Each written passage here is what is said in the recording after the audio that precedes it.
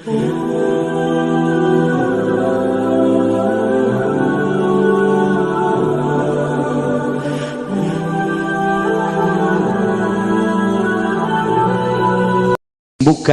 ka ismi al-azam, ngaran anjeun kos ngaran kula nu agung. Ketika ngaran kula nu agung dipake taqarrub ka kaula, kula selalu ngaijabah doa. Teu kudu make ngaran kula, make ngaran anjeun bae. Asal nyebut ya Abdul Qadir, istajib du'aana. Ya Abdul Qadir, Gusti Tuan Abdul Qadir, coba pang aijabahkeun pamenta abdi, panghasilkeun abdi. Teu kudu ka Gusti Allah, ka Tuan Abdul Qadir geus cukup. Mantak sadunya kabeh 5 benua eueuh nu teu pernah nganasab ka Tuan Abdul Qadir. Kabeh ngahadiahan Syekh Abdul Qadir Al-Jailani, Syekh Abdul Qadir Al-Jailani. Allahumma ya rafi'ad darajat, Allahumma ya rafi'ad darajat, Allah. Assalamualaikum warahmatullahi wabarakatuh.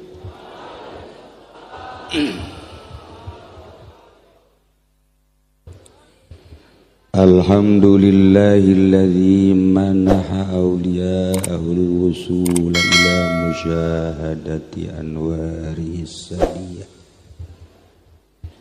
wajtabahum li irsyadil khalqi anil wasawisi syaitaniyah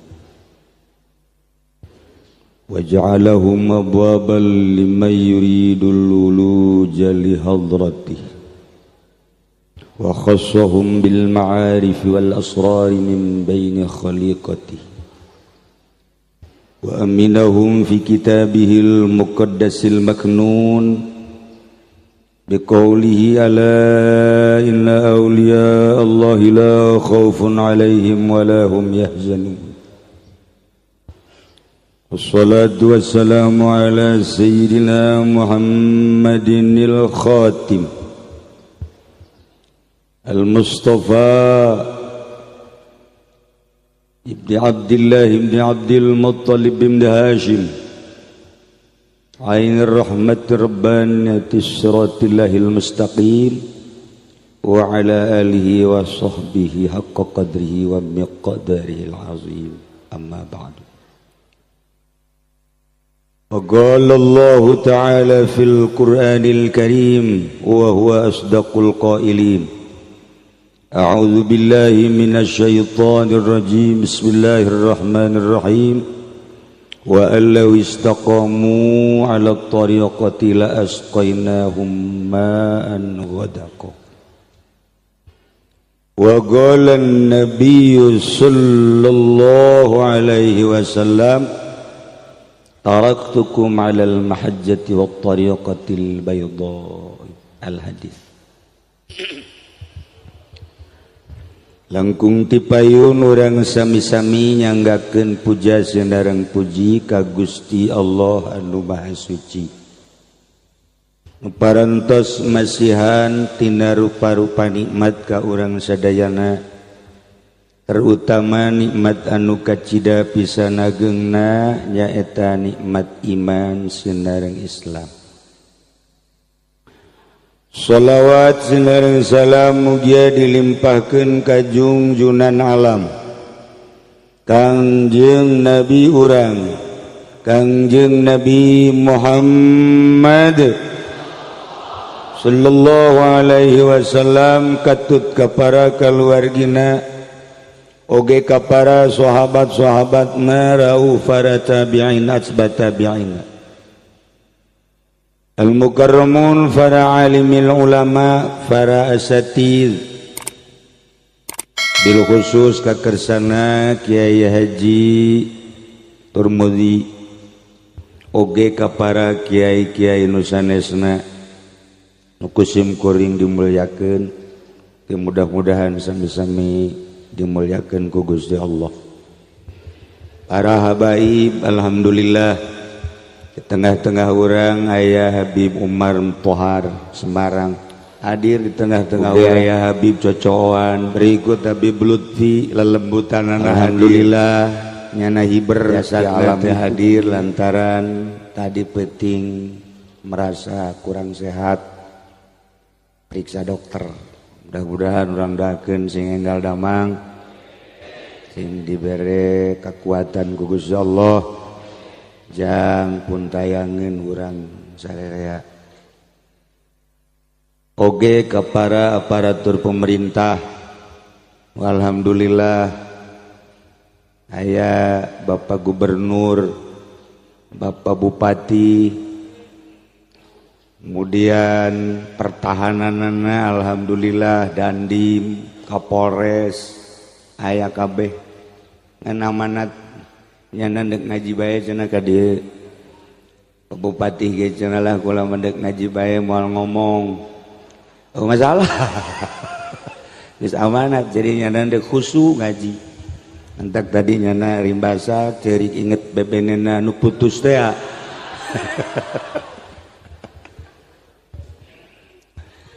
Kalayan inayah ti Gusti Allah alhamdulillah. Urang dina tahun ieu kumpul sakumaha biasa dina raraga haul Sultan Aulia anu ka-59.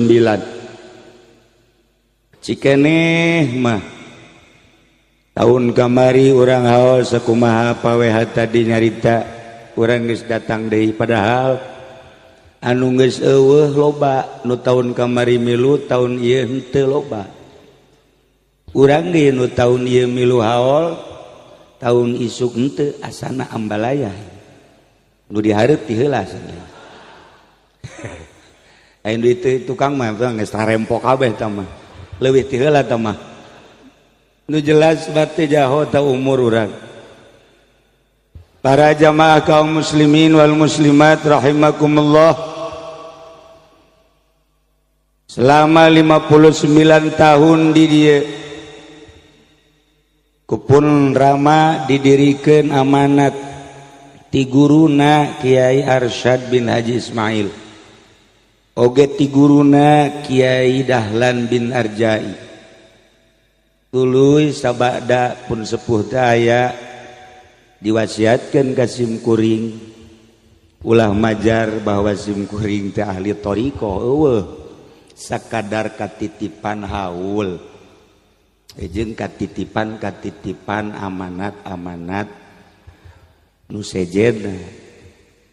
Ternyata lamun urang jaritakeun thariqah isin ku hesekna ieu mangan sakadar nyarita bahwa di dunia aya thariqah di Indonesia ambalayah thariqah salah sahijina nu datang ka Banten dibawa ku Syekh Abdul Karim ialah thariqah Qadiriyah wan Naqsyabandiyah. Jika pun Bapak Abah Haji Dimyati bin Abah Haji Romli menang ti guruna Kiai Arsyad, Kiai Arsyad menang ti Ki Dahlan bin Arja, kemudian menang ti Ki Husein Carita, terus Ki Husein menang ti Kiai Agung Asnawi Caringin. Kiai Asnawi menang ti Syekh Abdul Karim, Syekh Abdul Karim menang ti Kiai Ahmad Khatib Syambas, Ahmad Khatib Syambas menang ti Syekh Syamsuddin, Syekh Syamsuddin kaing ti Syekh Muhammad Murad, Syekh Muhammad Murad menang ti Syekh Abdul Fattah, Syekh Abdul Fattah menang ti Syekh Utsman, Syekh Utsman menang ti Syekh Abdul Rahim, Syekh Abdul Rahim menang ti Syekh Abu Bakar, Syekh Abu Bakar menang ti Syekh Yahya, Syekh Yahya menang ti Syekh Hisamuddin, Syekh Hisamuddin menang ti Syekh Waliuddin, Syekh Waliuddin menang ti Syekh Nuruddin, Syekh Nuruddin menang ti Syekh Syarifuddin, Syekh Syarifuddin menang ti Syekh Syamsuddin, Syekh Syamsuddin menang ti Syekh Muhammad Hatta, Syekh Muhammad Hatta menang Syekh Abdul Aziz, Syekh Abdul Aziz menang Syekh Abdul Qadir Al-Jailani qaddasallahu sirrah, Syekh Abdul Qadir menang ti Abu Sa'id Al-Mahzum Al-Mubarak, Abu Sa'id menang ti guruna Syekh kitu Abdul Faraj At-Turtusi. Abdul Faraj At-Turtusi menang ti Syekh Abdul Wahid Tamimi, Abdul Wahid Tamimi menang ti Abu Bakar Shibli, Abu Bakar Shibli menang ti Abul Qasim Junaidil Baghdadi, Abul Qasim Junaidil Baghdadi menang ti Syekh Siri Sikti, Syekh Syirih Sikti menang ti Syekh Marufil Kurhi. Syekh Marufil Kurhi menang ti Abu Hasan Ali Ridho. Syekh Abu Hasan Ali Ridho menang ti Syekh Musa Al-Kazim. Musa Al-Kazim menang ti Syekh Muhammad Bakir. Syekh Muhammad Bakir menang ti Syekh Muhammad Ja'far Siddiq. Syekh Muhammad Ja'far Siddiq menang ti Syekh Imam Zainuddin. Imam Zainuddin menang ti Syekh Sayyidina Husain. Sayyidina Husain ti Sayyidina Ali. Sayyidina Ali ti Kangjeng Rasulullah Muhammad sallallahu alaihi wasallam. Kangjeng Rasul menang ti malaikat Jibril. Malaikat Jibril menang ti Rabbul Izzah Allah subhanahu wa ta'ala. Etalah silsilah mu'tabarah Thariqah Qadiriyah wan Naqsyabandiyah anu jlig ka Banten dibawa ku Ki Abdul Karim, dikembangkeun alhamdulillah Tangerang, Bogor, Serang, Pandeglang, Rengkas Betung, terus Kalabuah. Alhamdulillah berkembang terus. Per detik ieu basi keneh aya nu nyarekelan, walaupun lamun ditaliti geus teu pati sesuai. Di antara kesesuaian ahli thariqah nu ayeuna, ahli thariqah nu ayeuna teh osok ngadahar duit ti pamarentah. Ketika ahli thariqah ngadahar duit ti pamarentah batal, norekatna batal. Nu mantak Babupati mah tilek mere duit ka kula. Nyaho teuing kulana teu daekeun nyaho pelitnya na. Nu jelas lain. Diterima mah diterima ngan dibikeun ka kotok. Ke kotokna dipenci tidak ku kula. Atuh kene-kene ketel. Nah iyalah di antara anti ahli thariqah ialah menta, pang anti-antina lamun aya ahli thariqah menta batal norekatna. Di antara anti ahli thariqah adalah ngaharepkeun pamere ti batur, toma ngaranna batal norekatna. Di antara batalna norekat di mana-mana ngahutang. Cenah ieu mah lain ngahutang ngredit. Wah, atuh apa maning iku mah wede. Mengkonon sirama. Iku mah lebih parah ge. Ya Karim. Nah, deuleu kurang ahli thariqah ti mimiti Lebuan. Serang. Datang ka dieu mana? Aya ahli thariqah mobilna menang ngredit goblok. Nah, iyalah aya 10 anti ahli thariqah. Teu kudu dibacakeun kabeh leuwih parah ka ditu lama eta beta sakitu masyaallah Karim. Mantak isin lamun jaritakeun tarekat. Ngan kulantaran ieu mah ala kadar kawasiatan atuh diteruskeun we. Emang cenah kieu tilok ngahutang osok.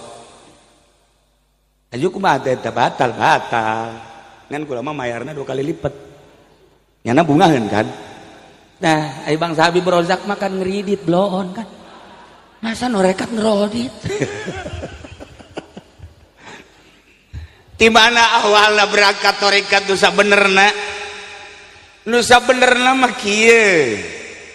Ketika manusia ningali matana, wah pemandangan Masya Allah luar biasa.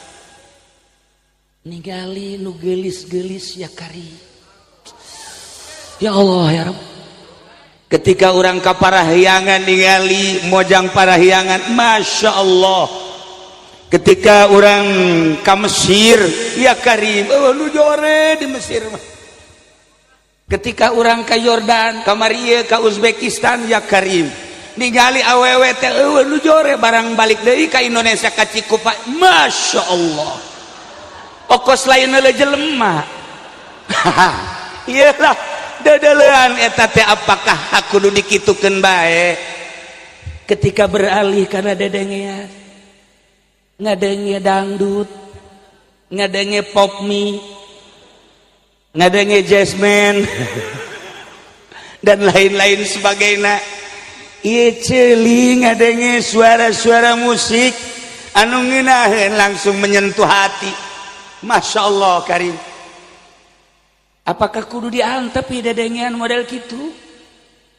Ketika aambean anu nyengat, urang meuli minyak tising kofur buatan Feris, ambean ke orang, wih tajamlah luar biasa.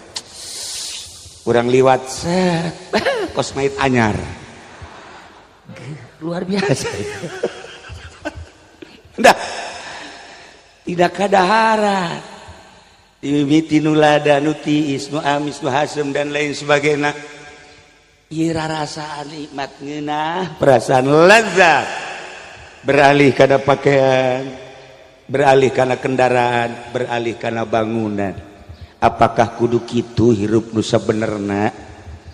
Setelah diteliti horeganan tina kahirupan Kangjeng, nu Kangjeng teh uswatul hasanah, anu memberikan khusus ka Hudzaifah, memberikan khusus ka Sayyidina Abu Bakar Siddiq, memberikan khusus ka Sayyidina Ali, memberikan khusus ka Khulafaur Rasyidin jeung beberapa sahabat-sahabat anu lain anu sangat sederhana, cukup baju ngan hiji atawa dua, cukup mun ngadahar korma hiji kuduaan, cukup mun sare ulah make anggel, geus bae make leungeun bae kos kieu, atawa lamun endek make anggel dibuatna tina kayu bae. Malah di Baduy mah pan anu dianggelan teh lain hulu, ieu kapannyana mata suku, dia mah ku tarolol cenah aya hulu nu teu digawe dianggelan, aya suku nu capek teh dianggelan. Kitulah orang Baduy. Emang bener eta di dia aya badul teh nu make jas hideung eta Baduy. Mananya? Para jamaah kaum muslimin wal muslimat rahimakumullah. Nah, tina titinggalian, dedengean, aambean, rasa jeung perasaan-perasaan kenikmatan-kenikmatan iyalah anu kudu diopenan, iyalah anu kudu diropea. Ternyata horeganan eta mangan sakadar zahir, lamun hirup nutur-nutur zahir bae, kaayaan mata terus dituturkeun, kaindahan ceuli dedengean dituturkeun, kahayang irung sungut jeung sajabana dituturkeun, silaka urang bakal walaupun urang maca dua kalimat syahadat, maca la ilaha illallah kalimatun thayyibah saheulaanan lantaran urang teu pernah ngekang nafsu, bakal aya hitung-hitunganan engke jaga di akhirat. Maka ibadah ngan sakadar zahir doang, ieu mah ngan sakadar fikih. Sok reberesan make fikih, dimimiti make sapinah, datang ka Fathul Muin, Fathul Wahab, Tuhfah Ikna. Iruk teh ngan sakikituna be urusanana teh urusan zahir be. Lantaran tamangan sakadar Islam. Islam mah ilmuna ilmu fikih. Sasaranana ngan sakadar jasad, tujuanana adalah sasaranana jasad, tujuanana ngan sakadar syariat. Jelema nu ngalaksanakeunana ngan sakadar disebut abid, pagaweanana ibadah. Eta teh ngan sakadar zahir we, jelema kuari ibadah ngan zahir hungkul, ditingali ku urang beuh tarangna mah hararideung ieu deui. Wahara jasa. Calanana leuwih panjang tibatan samping, bagus. Wah wahara. Lamun sujud, angel mun loba jelema tapi. Lamun sorangan hampir teu sujud. Lamun loba jelema masyaallah duhana bae duha 24 rakaat. Eta lamun loba jelema, mun loba jelema teu duha. Nah ilah zahir bakos kitu bae. Nah lamun urang nutur-nutur zahir bae kos kitu bae hirup teh eueuh nanaonan sakadar cangkang. Di akhirat engke bakalna moal bisa nyebrang di jembatan Siratal Mustaqim. Sebab ngan sakadar ngurusan zahir doang. Patalina ngan jasad, naik kuari kana iman. Iman di dieu urusanana adalah qalbu. Ilmuna disebutna ilmu tasawuf. Sasaranana adalah qalbu. Sasaranana adalah qalbu. Pagaweanana adalah disebut ubudah. Gelarna ngaranna zahid. Mulai kuari ngurusanana ngurusan hate, awak dibarengan ku syariat fikih, qalbu dibarengan ku tasawuf. Mulai hirup berbarengan berdampingan, bakal indah geura. Lamun hirup gan sakadar zahir doang urang kababawa. tahun baru kumaha kahayang urang puncak alhamdulillah bupati biasana ka puncak kuari aya di dieu zikirnya na gubernur zikir wallahu alam ke sore marencana ka mana wallahu alam urusan nyana geus mah penting kuari aya di dieu nah iya urang lamun urusan zahir bae capek tapi ketika jeung batin indah ulah sok inget ka dongeng aya hiji jelema ngurusan tangkal korma kebon korma jeung kebon anggur di Mesir diurus kunya nu bogana teu pernah ningali ka kebon satu ketika nu bogana ningali ka kebon kaget lain kaget ningali korma baragus lain kaget ningali anggur baragus kaget ningali nu ngurusanana pamajikana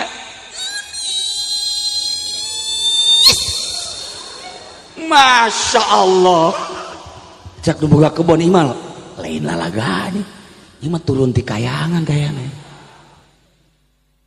akhirnya tuh karena ge lalaki sugih kan bisa baik salakina digerokeun sini maneh balanjanya ka toko ye balanjana loba jasa disuris ku nya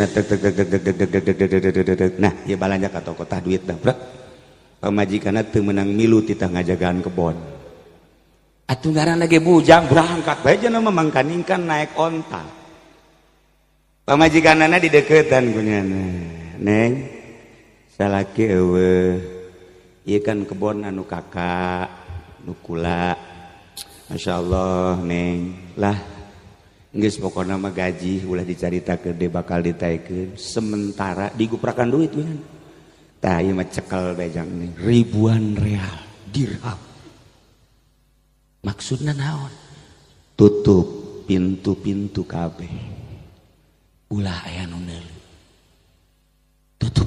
tutup sageus ditutup di deukeutan ditoel cek si neng keheula gitu aya kene anu muka periksa deui ku bos bos atuh mangga geus make calana jero bos geus siap bae gegeuraan bae lawang mana ieu muka ieu ya Allah balik deui ka dieu nya neng geus tertutup kabeh hiji deui cek masih muka kene wah bos neangan ka unggal juru ka mana geus tertutup kabeh cekel si nengna tendeun di pos langsung ditangkarakeun cek si neng aya kene hiji anu encan nutup naon ieu pintu hati teu daek nutup ieu mah anu terus bae komunikasi jeung Sang Khaliq anu nyana aya teu pernah eueuh nu nyana ningali teu pernah buta anu nyana ngadengen teu pernah torek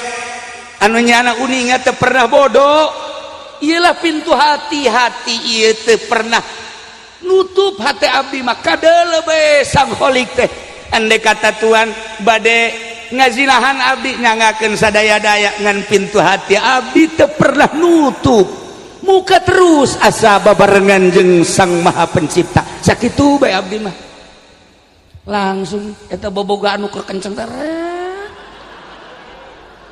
turun ampere ampere turun tatadina 12 volt langsung Masya Allah jaknya ternyata horenganan jelema anu dianggap susah jelema anu dianggap hina jelema anu dianggap teu berdaya orang ngabogaan iman anu luar biasa aing anu dianggap gagah anu dianggap sugih anu dianggap boga tapi ternyata orang tertutup mata hati Gusti Allah tobat cek eta bos langsung nyana bebeja neng ieu bapak rek tobat kumaha tobat bababari cek ieu teh kumaha bukakeun mata hati justru ieu teh daek muka-muka coba cek cenah ngagebruskeun maneh ka sumur si neng bisa aja saya si neng engke ge lamun ngagebruskeun maneh ka sumur tah engke kadeule bakal kadeule ke kabeh ge Gusti Allah ge langsung kadeule pae ngaranna tah mah tuh nya eta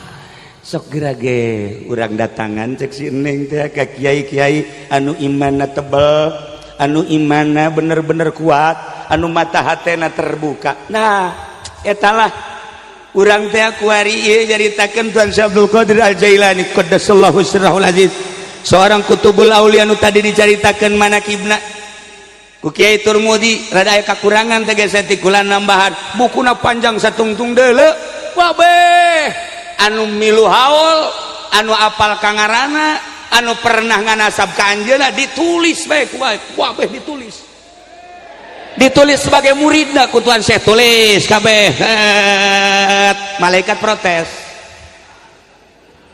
protes dina Bahjatul Asri caritakeun cek malaikat, hei ulama yang tulis bae ai kitu mah nu masantren, nu kitu mah nu ngaji, nu kitu mah nu salat, ari nu kitu mah anu ibadah gae tulis sebagai murid. Apal ieu nu jara rauh anu henteu salat maghrib isya henteu aya subuh jam 8 namanya nu kos kitu murid Tuan Syekh. Protes malaikat, hapus. Cek malaikat, Gusti teu ridho kula mah sebab lamun dianggap murid Tuan Syekh ka sorga kabeh apa ieu teh saralatnya salat ge uca aco nya salat inget ka karunggoni, nya salat inget ka si eta nu mana si itu teh anu nyenghel teh kata bagus. Diprotes ku malaikat, langsung ka Gusti Allah. Cek Gusti Allah tanyakeun bae ka Tuan Syekh, coba siap henteu diprotes. Begitu diprotes ka Tuan Syekh ku malaikat teu ridho lamun ieu kabeh dianggap murid kabeh. Cek Tuan Syekh Abdul Qadir ngomong ka sia, "Yai malaikat, sia rek protes-protes ka Gusti Allah. Bejakeun ka Gusti Allah. Lamun aing dianggap jadi kutubul aulia, nu kumaha bae kabeh dianggap murid aing.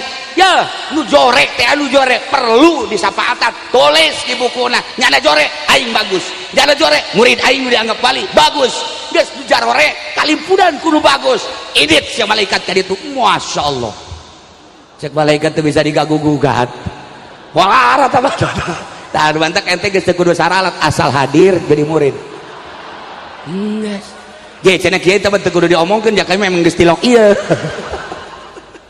Nah ilah keistimewaan kutubul aulia. Malah diantara anak karomah Tuan Syekh teh pan hebat jasa aya jelema boga anak awewe hiji-hijina begitu hiji-hijina ke laut maot laporan indungna ka Tuan Syekh aya naon kula boga anak hiji-hijina maot atuh geus maot mah geus lain kitu hayang hirup deui bae cenah.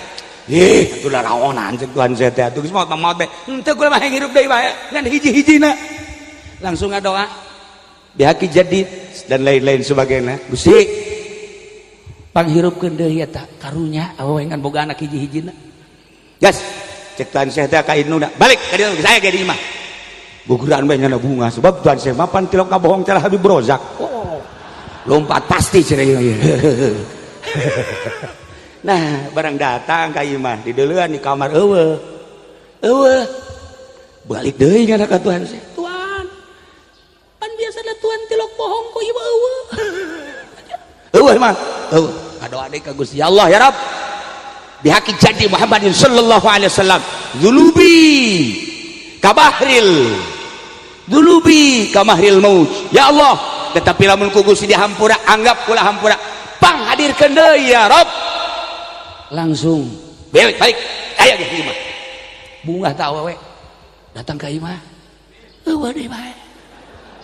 Aduh sakira ieu mah cari orang kieu Tuan Syekh kok ieu mah jadi magol kieu asana ngadahal duit gubernur kajen ngomong ge teu beres ya.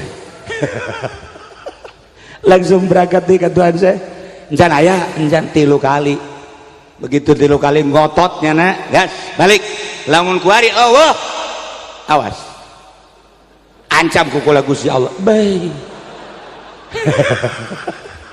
Eta keur carita ngomong papada nu bodoh ku gede-gedena ka kutuban Tuan Syekh akhirnya langsung datang ka imah ayah langsung sujud Tuan Syekh sangat sujud cerik teu ngomong cek Gusti Allah hai Abdul Qadir kunaon maneh teu laporan geus aya. Gusti ngisin kula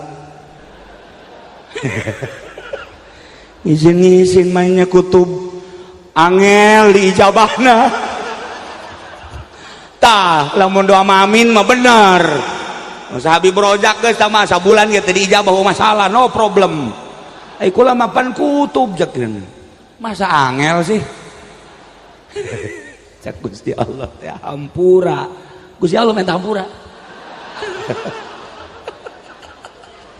Urang tau jaritakeun Tuhan Sefuara.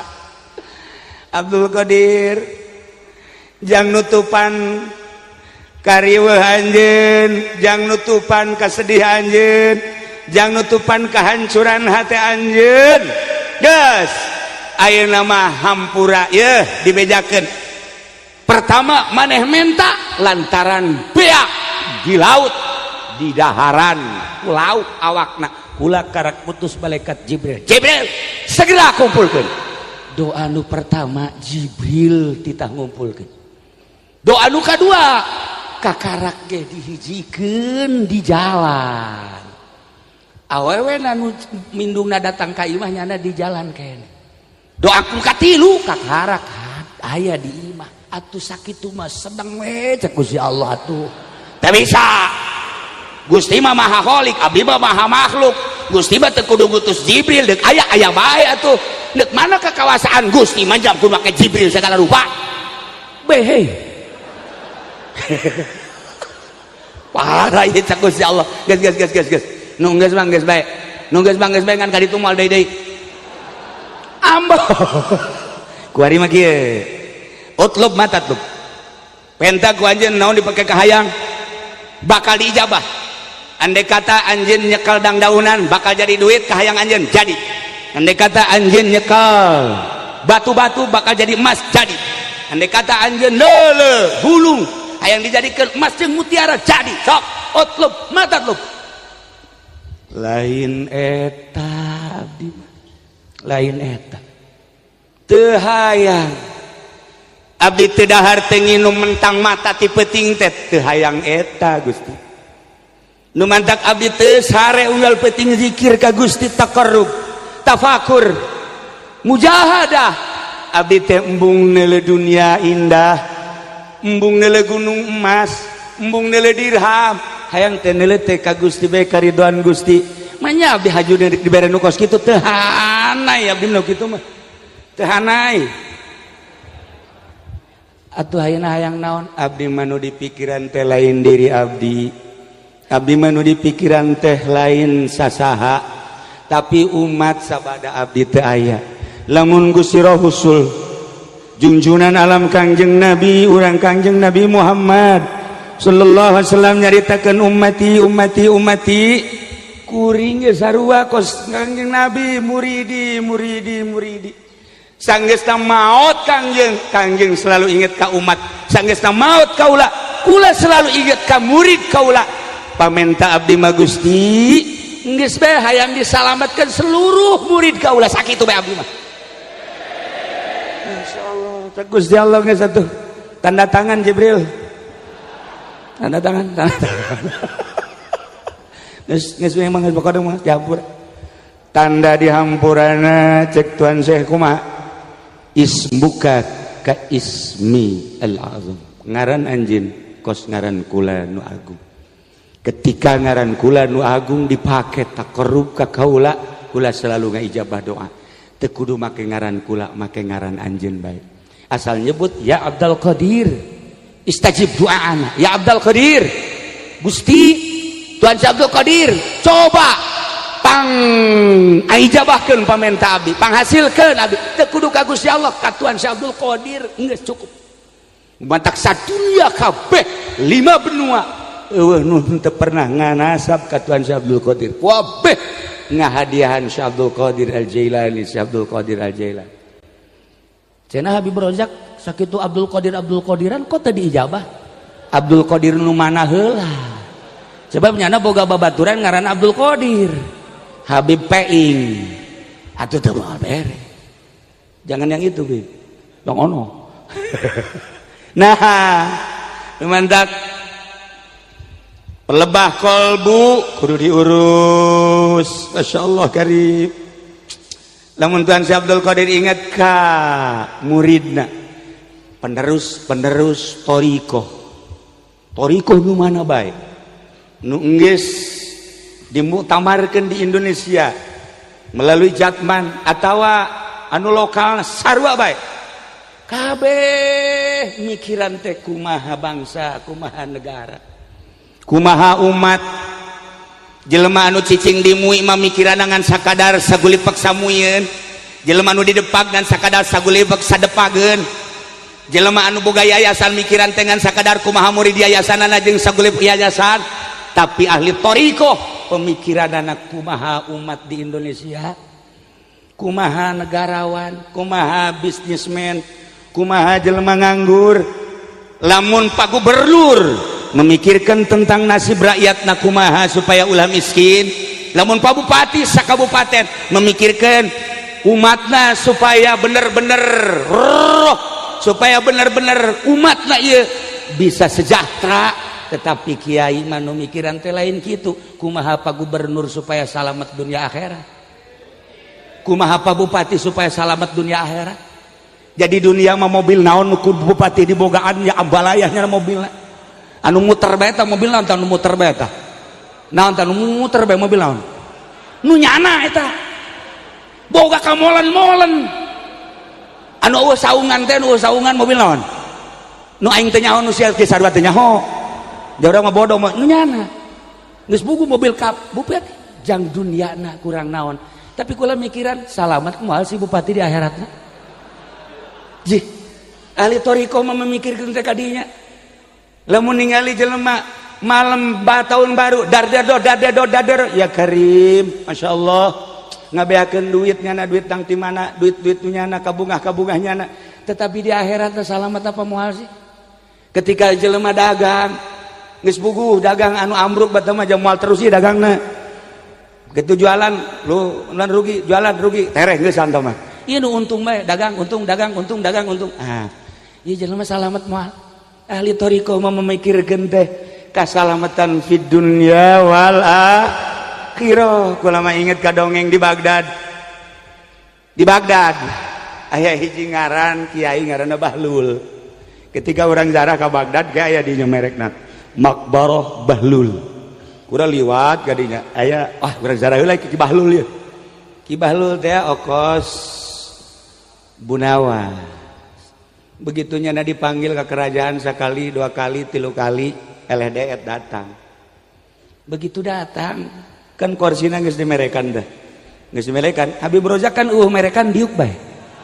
Jadi mah teu aya merek sebenarnya banyak. Nah, ieu nu kos kieu ieu. Ilegal. No problem. Nah, eta Ki Bahlul datang. Begitu datang ke kerajaan, diuk di kursi raja. Wah, tumpang kaki kieu, ngarokok. Bahlul. Mangkaning dandim aya kon kuari. Kapolres aya kan. Nah, cak dandim, tembak. Cak polisi, jangan tembak dulu, tangkap. Langsung polisi datang kadinya tewak, nyana tangkap, turunkeun. Tinggang ku dandim. Bahlul Allah juga Allah kok kamu Allah-Allahan sih cak dandim sikat itu Allah beak bangetna beak Bahlul bangetna irung geus kadal irung rata jeung pipi ya geus kieu bae Bahlul Tuan Raja gerokeun cak dandim geus nyiksa urang ye Kiai Bloon ye Kiai Bloon geus disiksa selesai. Tuan Raja datang nyana ceri ka Tuan Raja. Kenapa kamu nangis? Enggak apa-apa, enggak usah nangis. Ceri terus baik nyana ceri. Cek Tuan Raja kunaon ieu jelema diteunggelan? Diuk di kursi raja. Wah bener. Teu sopan cek Tuan Raja. Aduh ieu kan jadi robah beungeut. Sikat ku dandim. Wah, makanya make hizib. Wah, dandim atuh kuari makan irid hizib atuh. Masya Allah. Ha.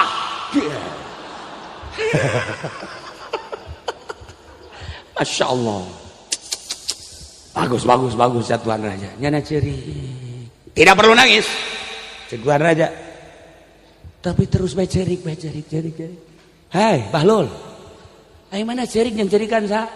Kula mah cerik teh lain yang cerikan abdi Tuan Raja. Yang cerikan sa? Yang cerikan Tuan. Asa bake yang cerikan aing? Aing bajaga jadi raja, jelema jeneng atuh. Kabeh di bawah aing, maka jeung nyerikan aing. Sia nu kudu cerikan teu, abdi mah teu kudu dicerikan diri abdi mah. Justru abdi mah cerikeun yang cerikan Tuan Raja. Cerik naon sih yang cerikan aing? Abdi anu diu kakarak ke 10 menit bae geus disiksa komo Tuan Raja mah sabaraha taun meureun siksaan dari Allah.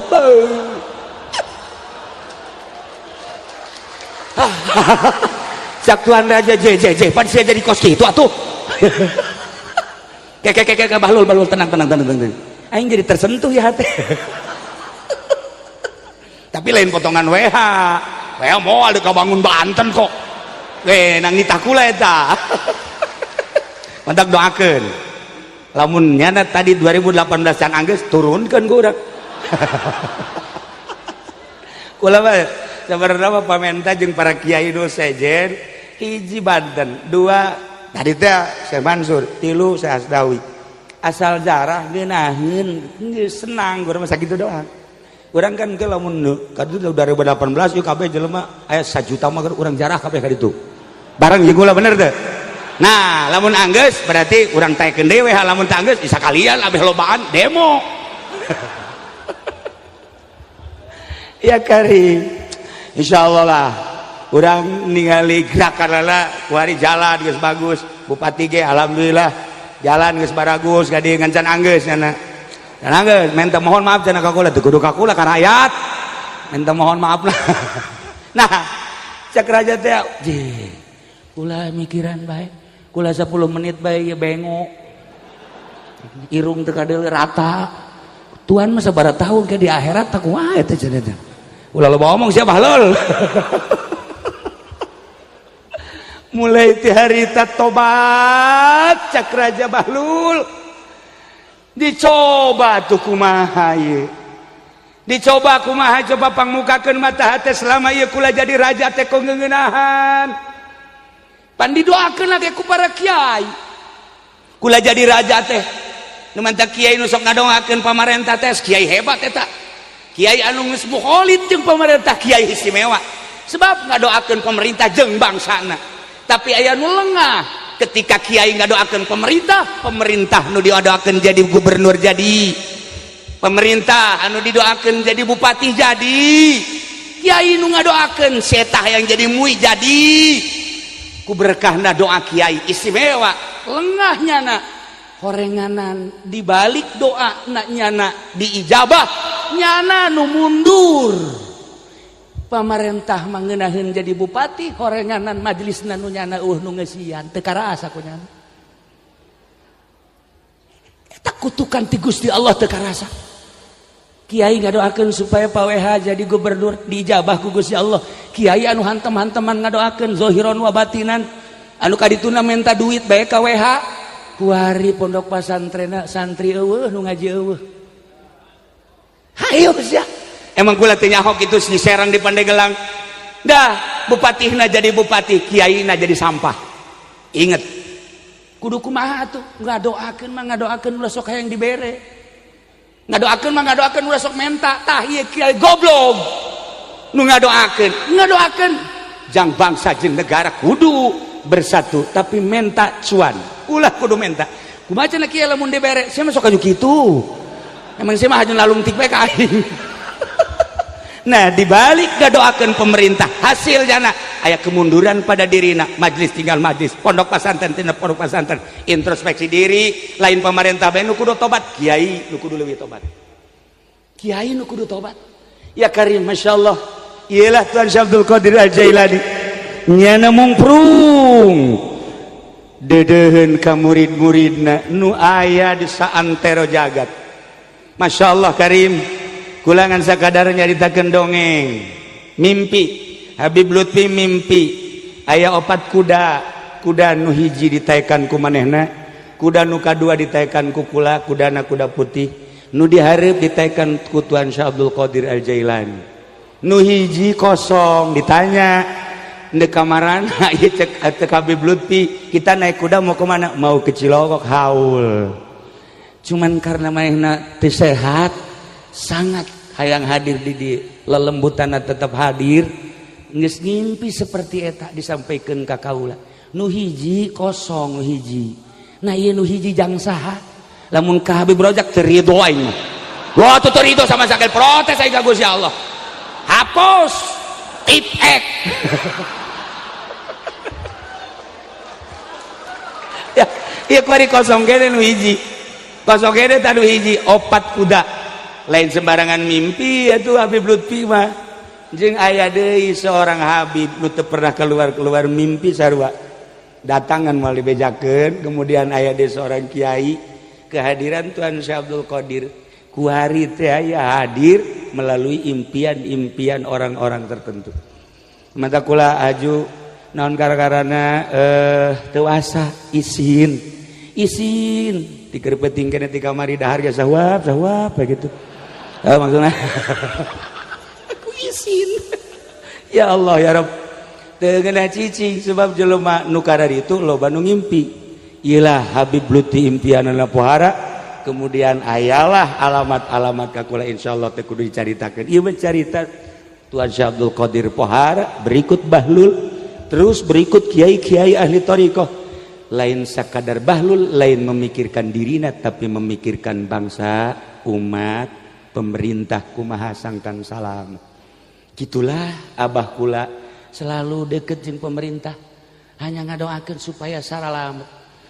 Atuh kitu kene ka Habib Lutfi terus bae datang ka kiai, ka pondok pesantren, ka pemerintah. Nu dipake ka hayang, neuk naon dipake ka hayang ge sagala aya atuh bari henteu usaha, tetapi hanya berdoa ka Allah Indonesia supaya selamat, bangsa Indonesia supaya subur makmur tur selamat. Masyarakatna supaya ingat ka Gusti Allah selamat, dunia akhirat pemerintahanna selamat dunia akhirat. Hiji-hijina supaya terbuka mata hati. Di jalan terbuka mata hati adalah tobat. Di jalan nomor katilu terakhir ialah tentang ruh. Ieu mah leuwih jero. Tadi mimiti Islam fikih, kedua iman thariqah, nomor katilu adalah ruh. Ieu mah jurusan Sirrul Asrar anu kabelah ditunang ke aya babacaan-babacaan Tuan Syekh Abdul Qadir. Anu nyana ketika datang ke Sirrul Asrar nyana bisa naik bisa turun, bisa naik bisa turun, bisa ngapung. Iyalah Tuan Syekh Abdul Qadir. Jadi katilu ngaranna ihsan, ilmuna ngaranna ilmu tahakkuk, jurusanna jurusan hakikat. Jurusanna hakikat. Nah, urusanana nu di urusana jurusan hakikat ieu nu di urusan ruh. Di awak urang teh aya sodru, aya kolbu, aya fuad, aya ruh, sirrul asrar. Lamun ibadah geus datang ka dinya disebut nage ubudah. Nah, hirup geus teu kudu dahar, asal maca subhanallah seubeuh. Asal maca la haula wala quwata illa billahil alil azim gagah. Mun maca zikir la ilaha illallah leng eueuh nanaon nu aya ngan Allah. Ruh kulantaran orang menyaritakan ruh panjang jeung dongeng-dongeng ruhani mah pasti orang asup ke alam malakut. Alamna alam ieu keneh ngan urang geus teu katutupan ku zahir ku jasad.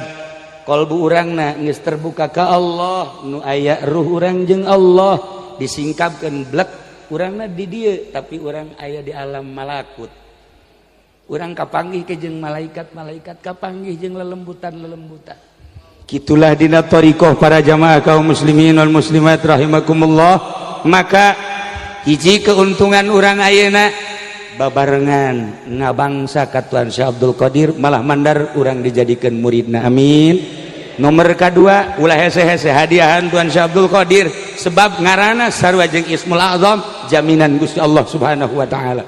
Nomor katilu nyana ketika disalaman ku urang hadir nu mantak lamun Tuan Syekh Abdul Qadir ka Kangjeng Nabi Zarah langsung assalamualaikum ya Rasulullah, assalamualaikum ya Habiballah, zunubi ka maujil bahri dibaca ta etana langsung muka kuburanana udang sasalaman pelukan asli kabelah dia balik Tuan Syekh Abdul Qadir lamun sapoe teu kapanggih jeung Kangjeng Nabi ceri unggal poe kapanggih jeung Kangjeng Nabi unggal poe lamun Syekh Ibnu Athaillah salila hirup nyana kapanggih jeung Kangjeng Nabi anu yakzotan 37 kali kapanggih langsung kapanggih pan aya Habib Rozak bajeng kuntilanak nyana masa liwat be ka kuburan Rozak ini temenmu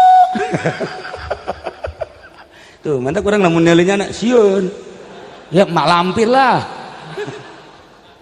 para jamaah kaum muslimin wal muslimat rahimakumullah maka sim kuring aya alamat sebenarnya mah saya diberi 3 bendera orang-orang yang tidak dikenal kakek-kakek malam datang kemudian pergi lagi bendera merah putih titip yang kedua bendera la ilaha illallah Muhammadur Rasulullah yang ketiga adalah bendera hitam di samping eta aya deui nu mere titip sampaikan ka umat bahwa tanda ieulah tanda mempersatu umat ingat ka Gus Dur waktu ka dieu ukula ditanya ieu na Gus kalau ini apa ini dari guru saya ini sebagai apa ini sebagai perlambang pemersatu aja Kurayon kuari aya alamat kos gitu ka kula.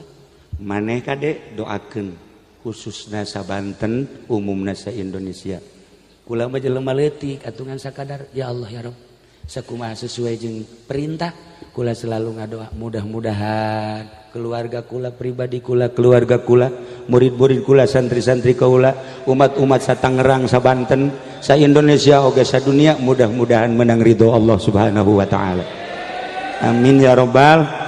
Doakeun Bapak Zaki, doakeun Pak Gubernur, doakeun para kiai-kiai, mudah-mudahan sing barisa muka mata hatena urang bisa tobat supaya urang menang anugerah salamet fid dunya wal akhirah. Dunia mah Allah ditinggalkeun ku urang. Isin urang mun nyaritakeun dunia, sugih urang, paeh urang, kasugihan urang ditinggalkeun. Mobil ngan sakadal ngadadahan urang, perusahaan ngadadahan urang. Urang roh urang berhadapan jeung Gusti Allah seminggu 2 minggu buka kuburan urang nu kamari di bos-bos nu kamari di komandan-komandan nu kamari di bapak-bapak ternyata horenganan geus bilatungan awak urang ngamu mulai zahir bilatungan tetapi ruh urang berhadapan jeung Gusti Allah ialah thariqah ngaranna ke insyaallah iraha deui ngabahas tentang ruhna anu bisa hihiberan ka alam malakut.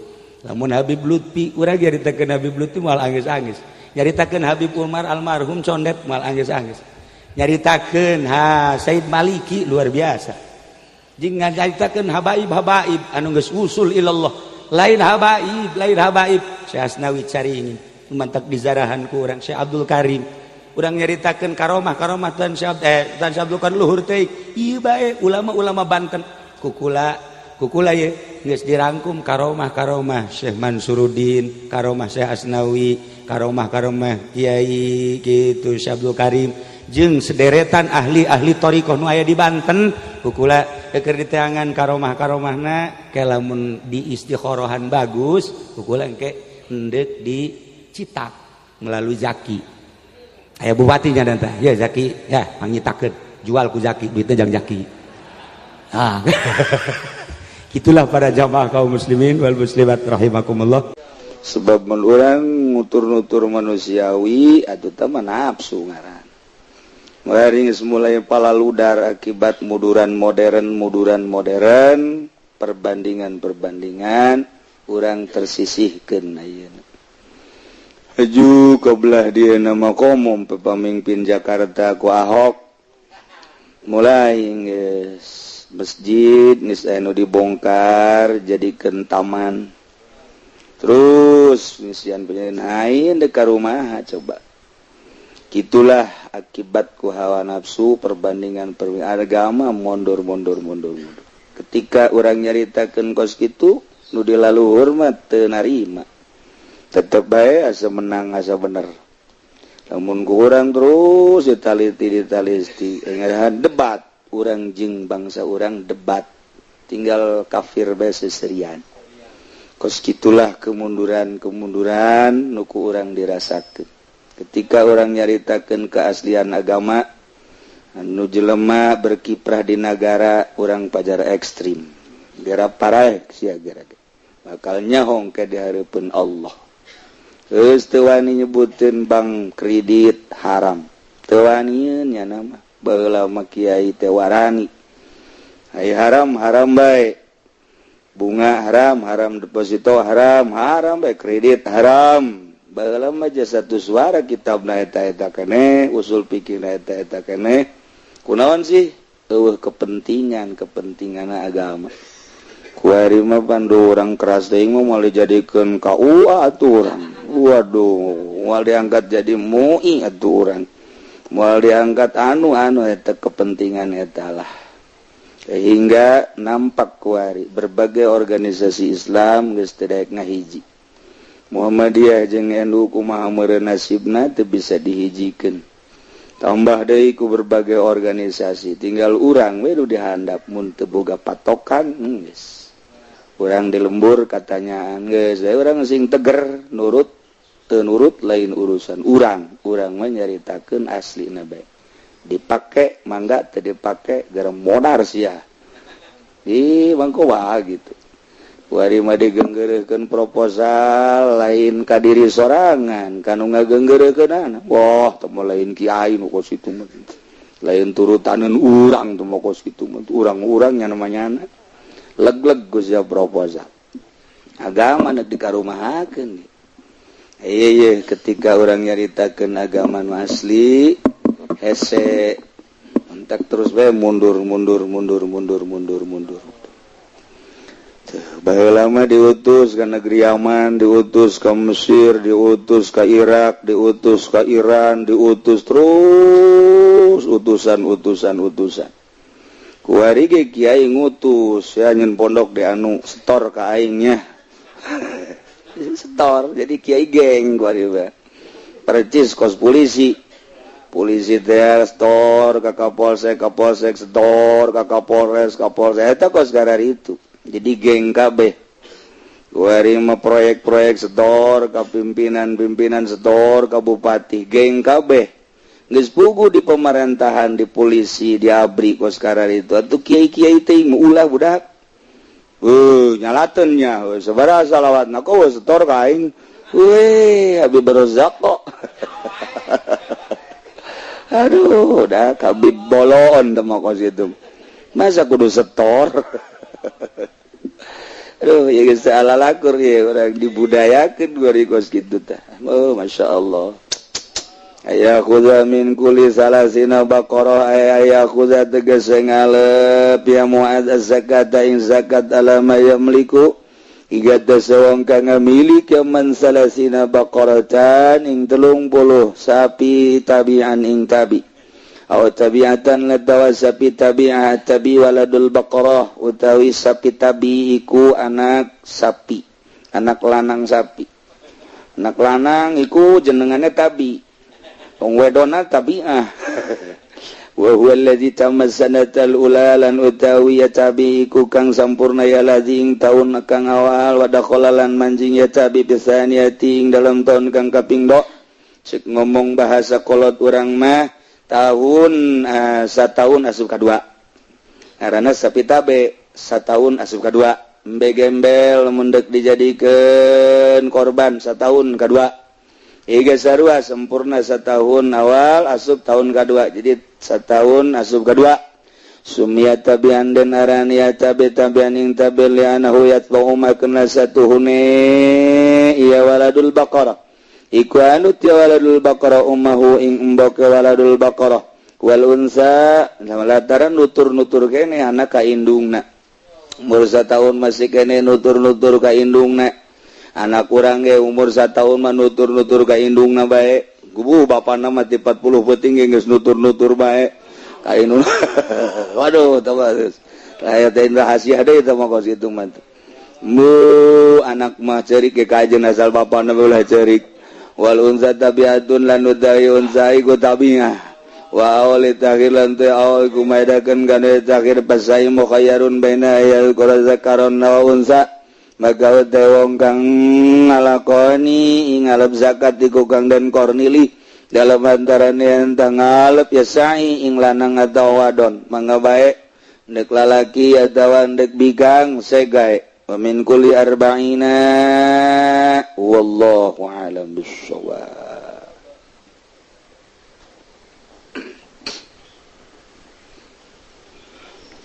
Bismillahirrahmanirrahim.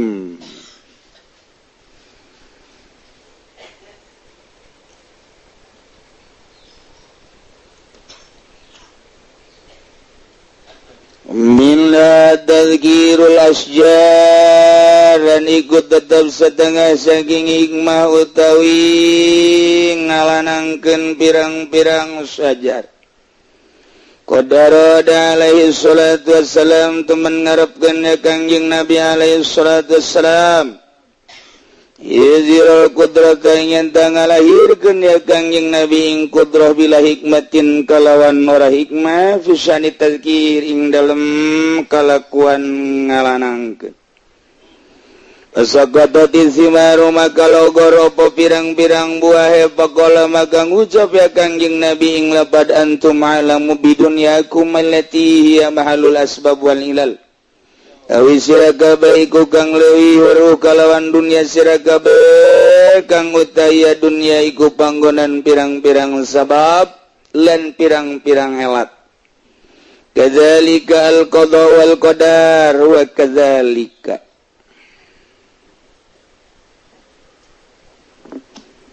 tetap dina lalampahan urang ibadah ka Gusti Allah aya kelas-kelas lamun urang kelasna kelas syariat atuh kudu cicing dina syariat urang kelasna kelas thariqah kudu sing akur jeung aturan thariqah ketika urang geus asup dina hakikat atuh urang kudu nyumput-nyumput dina kahakikatan kelas hakikat sakumaha nu dicaritakeun kamari bahwa moal leupas kudrat tina hikmah sebab nu dipertanyakeun kunu bodoh mah hikmah yakni sebab jeung elat kudrat nama tinggaleun bagi jelema nu bersyariat yakni nu bodoh ketika nanyakeun naon sababna Ki Zaid sugih teu bisa dijawab atuh Allah maha kawasa nyugihkeun jelema teu bisa kitu tetep kudu dicaritakeun hikmah perjalanan menuju sugih. Oh, nyahos ya nu mantek sugih. Emang dagang nya nama. Ye, Jaki Umar ge dagang aja jas. Atuh lain deui. Ngani perjalanan Ki Zaid sugih dagang. Dagang naon? Anu ojah heueuh. Ki Zaid kok hebat amat sih ku hari. Nyana eta jadi kiai emang ngajina di mana? Oh nyana mah teu ngaji deui jadi kiai bae. Ah teu kaharti aing mah. Yeuh atuh Allah mah maha kawasa. Aing ge ngarti bego. Nyaritakeun kakawasaan Allah moal geus jeung nu bodoh mah. Nyaritakeun kemaha kawasa Allah teh teu kahartieun bae tetep bae perjalanan. Oh, mimiti mondok nyana di kampung pondok. Ti mimiti lahir datang ka pae teu pinter-pinter. Jata lain mondok ngaji lembur. Nah, juga mondok kanu. Oh,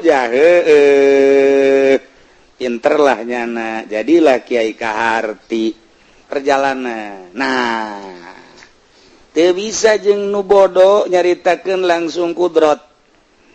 Tetep bae sanajan kudrat eta ebreh bagi jelema nu aya di kelasna. Tapi bagi lu can kakelasan mah katutup urang nyaritakeun kudrat Kangjeng Nabi sumping nyumpingan petani ku Kangjeng Nabi ditingali dipandang kemudian Kangjeng Nabi naros nuju naon ye Tuan ieu teh nuju ngawin-ngawinkeun korma dikawinkeun sumuhun maksudna dikawinkeun bebesanan meureun Aiti dituna we Tuhan menurut ahli pertanian korma mun teu dikawinkeun atuh moal buah. Cek Kangjeng Nabi geus kudu dikawinkeun. Allah Maha Maha Kawasa geus coba antep. Diantep. Langsung seminggu sebulan bener bagus. Pas kembangan kembang. Buah murag buah. Buahna murag. Brek mururag biasa murag bebe jadi ka Kangjeng Nabi Kangjeng kadinya Tuan anu cak Tuan teh ieu Allah Maha Kawasa ku kami teu dikawinkeun kormana bagus tangkalna bagus kembangan aju buahna murag oh buahna murag ya Maha Kawasa Allah nya Maha Kawasa namangan ieu kami kumaha sedengkeun ieu perusahaan kami cek Kangjeng Nabi kudu dikumakeun atuh kudu dikawinkeun carana kieu cek Kangjeng Nabi sok atuh kawinkeun antum a'lamu bidunyakum anjeun leuwih nyaho urusan dunia sok kumaha anjeun bae kitu Tuan sabenerna mah Maha Kawasa Allah ngan anjeun lantaran kurang teger dina kamakawasaan Allah jadi maneh mah pikiranna teh kudu kana dikawinkeun bae mun maneh langsung Allah Maha Kawasa sanajan teu dikawinkeun ge buahan keyakinan kadinya pasti bakal buahan rapingan ente kulantaran antum percayana kana urusan hikmah sok antum a'lamu bidunyakum geura kawinkeun kitu Tuan dikawinkeun ku sahabat tuh barang bae buahan bagus Kangjeng diondang deui Tuan tuh hasil kawinkeun mana ngawinkeun kan bagus ya heuy nya bener bagus dituntun eta si sahabat yuk urang ka dieu amanah tuh korma menang melak kaula tuh teu dikawinkeun leuwih bagus kan jaho cenah jadi Kangjeng Nabi ge melak korma hiji teu dikawinkeun buahna luar biasa je paneta teu dikawinkeun ge bagus keyakinanana langsung ka kudrat Allah lantaran antum mah keyakinanana ieu keyakinan kana hikmah ya berhikmah nu matak sakelas-sakelas lamun ente kuari keyakinanana kana hikmah jeung sebab laksanakeun lamun ente keyakinanana geus langsung kana kudrat Allah lah itu langsung ka kudrat bakal bagus jadi diukur ku keyakinan mantak lauzada latoro tambah keyakinan hiber sia wah langsung lolonjak bae nya lagi coba hiber tah jadi hirup teh diukur ku keyakinan urang dumantak ge ibadah urang, salat urang ditimbang. Aya nu salat ngan saukur 2 rakaat tapi timbanganna langsung berat. Aya nu salat ratusan rakaat, ribuan rakaat tapi teu daek nimbangna teu daek berat-berat. La ilaha illallah ali hakikat hiji doang berat jasa. La ilaha illallah kiai nu sakepen dopo ribuan teu daek berat-berat. Tidak berat-berat tak hiji la ilaha illallah berat keyakinanana ketika nyaritakeun ngucapkeun la ilaha illallah sifatna pagaweanana tingkahna hiji Allah teh hiji sifat hiji pagawean hiji asma hiji zat hiji hiji bae seakan-akan nu sejen nu ayangan Allah boro-boro makhluk-makhluk nu lain sorangan ge perasaan nu aya Allah teh deuk ngaleungitkeun rasa sorangan aya bae ge hese jasa rasa sorangan teh nu aya teh ngan Allah doang la ilaha illallah la ma'budu bihaqqin fil wujud illallah rendah la ilaha illallah la maqsuda fil wujud illallah naik la ilaha illallah la matluba leuwih luhur la ilaha illallah la maujuda illallah tapi kan eta mangan sakadar bahasa teu meunang dipindah-pindah ku urang sok aya pun la ilaha illallah la maqsuda la ilaha illallah la ilaha illallah eta mah omongan eta mah lain kudu diomongkeun rarasaan. Urang lamun geus ibadah make rarasaan, waduh geus eta mah. Pol dasa. Lamun urang ibadah geus make rarasaan, geus hese nyaritakeun rakaatna ge hese. Sebab mun make rarasaan urang salat di tengah peuting make perasaan poho kan. Allahu Akbar perasaan. Kadang-kadang ngan sarakaat doang. Hajo hees nya. Perasaan we hese.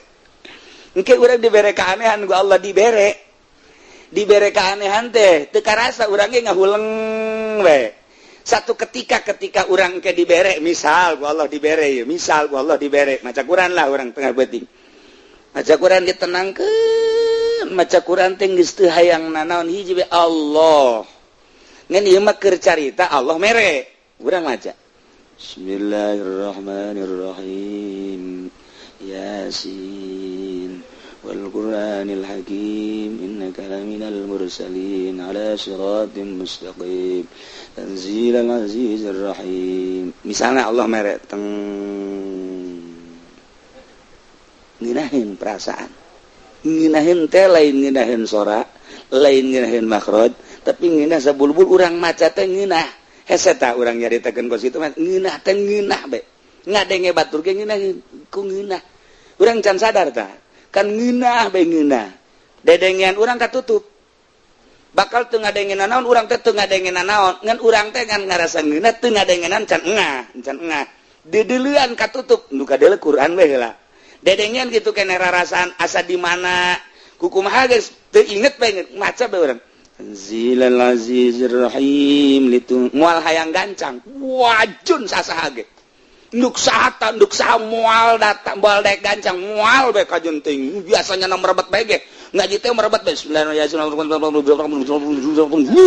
ketika dibere kos kitu bata moal hayang sebab karasa ngeunah malah hayang ulang deui Tanzilal Azizir Rahim itu zara kaum teu maksud tamat ieu mah keur ladat bae Tanzilal Azizir Rahim litunzira qauman ma unzira aba'uhum fahum ghafilun. Kebal kadang eureut. Ngarasakeun ngeunah laqad haqqal qawlu ala aktsarihim fahum la yu'minun. Terus ngeunah teh ngeunah set. Jol we anu azan subuh. Allahu akbar.